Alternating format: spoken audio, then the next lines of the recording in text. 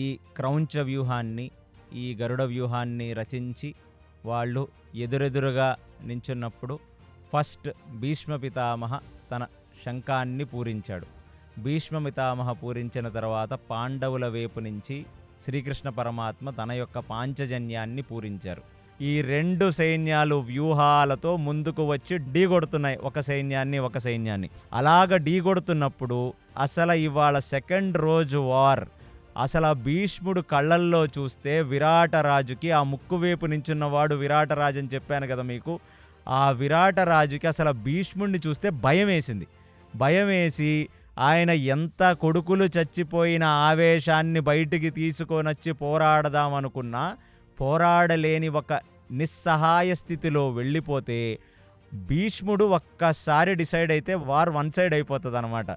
భీష్ముడు ఇప్పుడు ఆగకుండా కొచ్చటి ఆకారంతో తన చుట్టూ తనని ప్రొటెక్ట్ చేస్తున్న సైనికులు ఉండగా, లెఫ్ట్ వైపు అన్ని ఏనుగులు, రైట్ వైపు అన్ని గుర్రాలు, రథసారథులు ఉండగా, ఆ మధ్యలో భీష్ముడి యొక్క రథం వస్తుంటే ఆయన వేసే బాణ పరంపరకి ఈ కొంగ ఆకారంలో ఉన్న ఆ ముక్కు, ఆ తల, వెనకాల భాగంలో ఉన్న తల రెండూ ఎగిరిపోయి ఒక్క నిమిషంలో ఈ క్రౌంచ వ్యూహం లోపలికి భీష్ముడి యొక్క సేన ఎంటర్ అయిపోయింది.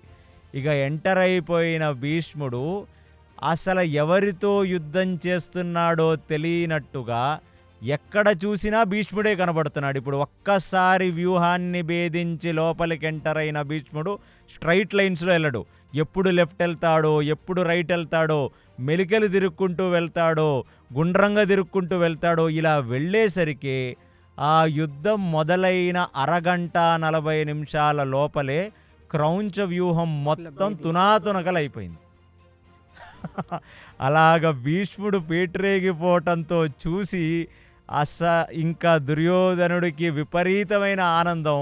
అసలు దుర్యోధనుడు మధ్యలో గరుడ వ్యూహంలో మధ్యలో ఉండి సేఫ్గా ఉండి చుట్టుపక్కన ఈ శల్యుడు వీళ్ళందరూ ప్రొటెక్ట్ చేస్తుంటే కేవలం గద్ద యొక్క ముక్కు వెళ్ళి మొత్తం క్రౌంచ వ్యూహాన్ని డిస్ట్రాయ్ చేసి వచ్చి అక్కడ నిలబడితే భీష్ముడు ఇంకా ఆనందంతో ఒక్కసారిగా కౌరవులందరూ వాళ్ళ కోలాహలంతో అరిశారనమాట ఒక సౌండ్తో.